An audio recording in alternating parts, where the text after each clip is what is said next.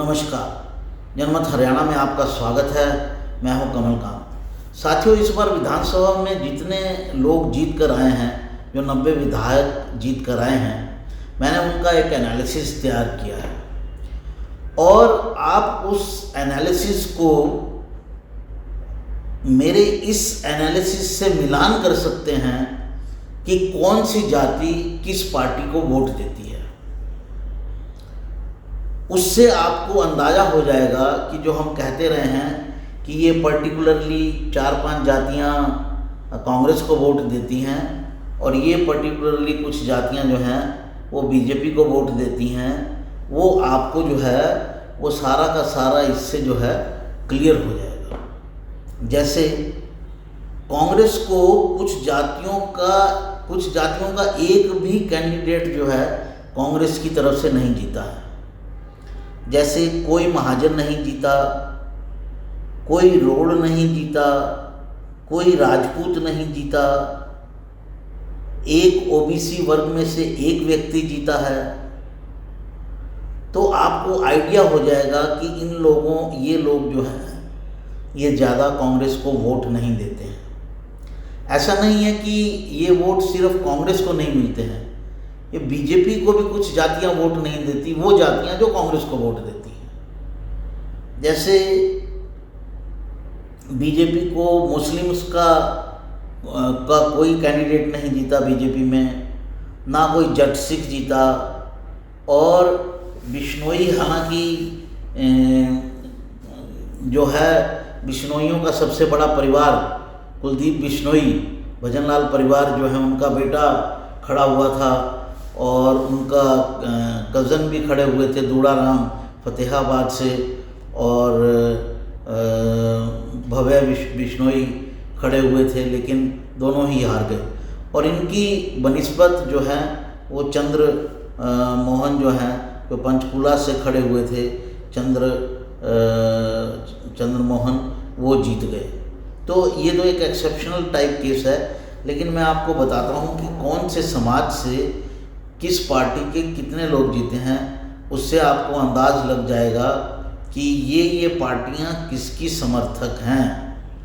जैसे schedule caste में मैं कहता हूं कि चरमकार एक तरफ हैं और नॉन चरमकार एक तरफ हैं। टोटल 17 सीटें हैं। चरमकारों का वोट 11% है और गैर चरमकारों का वोट जो है वो 10% है। टोटल हरियाणा में 17 सीटें हैं शेड्यूल कास्ट की रिजर्व। उनमें से 8 बीजेपी ने जीती, 9 कांग्रेस ने जीती। तो बिल्कुल संख्या पर सटीक बैठता है। ब्राह्मण को देखिए तो ब्राह्मणों ने कांग्रेस को बिल्कुल छोड़ दिया एक तरह से। कांग्रेस के एक ही ब्राह्मण प्रत्याशी जीत पाए, जबकि बीजेपी के 7 प्रत्याशी जीते। तो बादली से कुलदीप वत्स जो हुड्डा जी के बहुत क्लोज हैं, सिर्फ वही जीत पाए, और वो भी अपने बूते पर जीत पाए हों ऐसा नहीं है। उनको भी जो समर्थन था वो जाट बेल्ट ही है, जाटों का समर्थन मिला भूपेंद्र सिंह हुड्डा के नाम पे, तब जीत पाए। पंजाबी समुदाय की बात करें, पंजाबी समुदाय के कुल 11 कैंडिडेट जीते, जिसमें से 8 बीजेपी के थे, 3 कांग्रेस के। ये भी एक इंडिकेटर है। फिर जाट समुदाय की बात कर लेते हैं।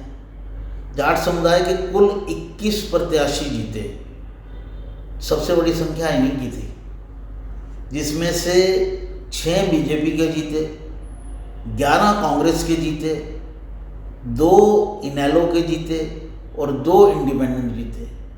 तो ये टोटल जो है 6 + 11 17 और 4 21 प्रत्याशी जीते जो जाट समुदाय के थे। तो ये थोड़ा सा मैं एक बात का यहाँ थोड़ा भ्रम को तोड़ना चाहता हूँ कि जो लोग कहते हैं एक समुदाय के रूप में तो ये समुदाय सबसे बड़ा है, लेकिन यही डोमिनेट करता है, ऐसा नहीं है। 21 ही सीटें मिली हैं 90 में से, 25%, और इतना ही इनका वोट है लगभग। ठीक है, तो आगे चलते हैं। अब अहीर की बात कर लेते हैं। एक भी कांग्रेस में से अहीर कैंडिडेट नहीं जीता। राव दान सिंह जैसे लोग भी हार गए। बीजेपी को 6 जीते अहीर और 6 के 6 बीजेपी के जीते। गुर्जर समुदाय में बंटवारा है, टोटल 7 जीते गुर्जर समुदाय के, 4 बीजेपी के, 3 कांग्रेस के। महाजन समुदाय ने भी इस बार कांग्रेस को छोड़ दिया, एक भी नहीं जीता, 2 जीते। इनकी संख्या ओवरऑल संख्या में भी कम हुई है, पहले नॉर्मली 5-6 जीत जाते थे, इस बार 2 ही जीते हैं। तो 2 में से जो हैं दोनों बीजेपी के हैं।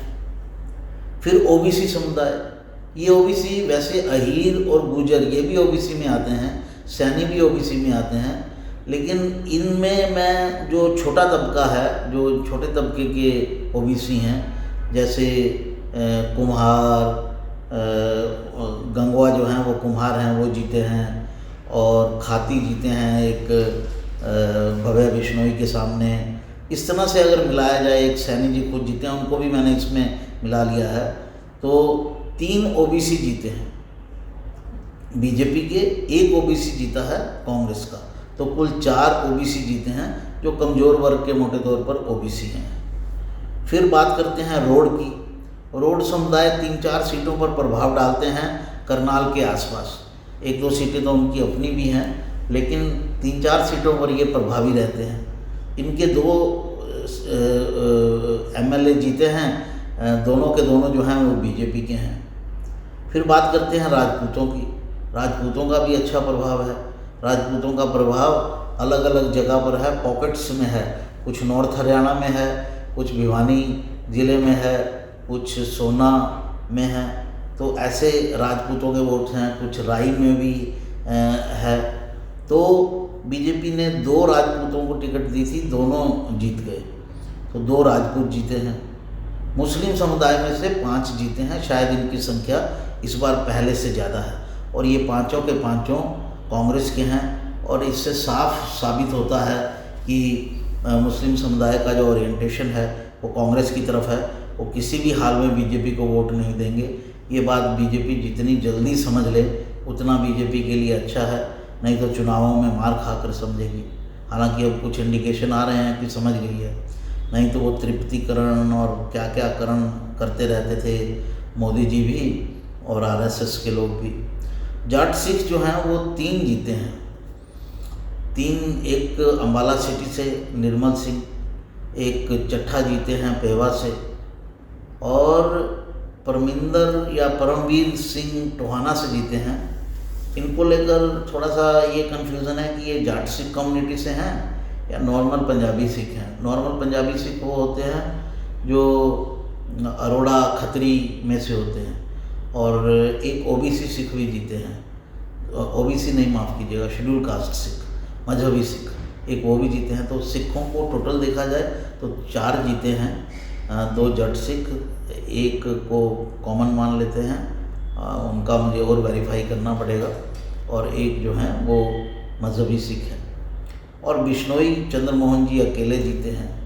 तो ये शो करता है कि कौन कौन सी कम्युनिटीज़ जो हैं किस किस तरफ है। शेड्यूल कास्ट की बात करें तो वो आधी आधी बटी हुई हैं, ब्राह्मण जो हैं वो पूरी तरह से बीजेपी की तरफ है, पंजाबी जो हैं वो मोटे तौर पर बीजेपी के साथ हैं, लेकिन कांग्रेस को उन्होंने छोड़ दिया हो ऐसा भी नहीं है।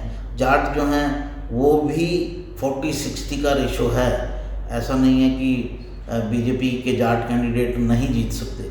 हालांकि चाहे वो दूसरे लोगों के दम पर जीतते हों, दूसरे समुदायों के वोट से जीतते हों, लेकिन ये अभी कोई श्योरिटी से नहीं कहा जा सकता। बीजेपी की बात कहें तो बीजेपी कहते हैं कि हमको तो जाटों के वोट भी मिले हैं, पर अगर ग्राउंड पर देखें तो उतने ज़ोर से बीजेपी का नाम लेने वाला जाट समुदाय में कम ही लोग मिलते हैं। तो ये है।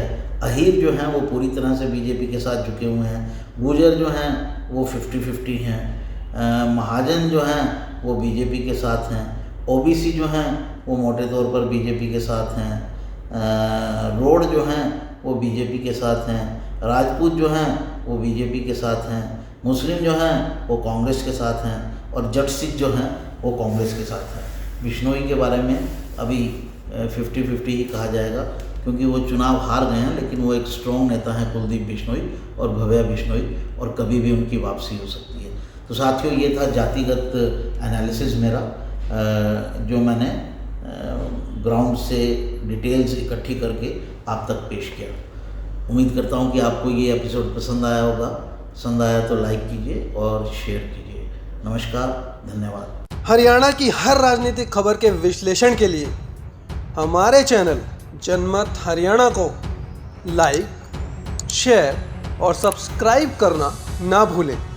साथ ही बेल आइकन को भी प्रेस कर लें ताकि हर वीडियो की अपडेट आप तक पहुंचती रहे।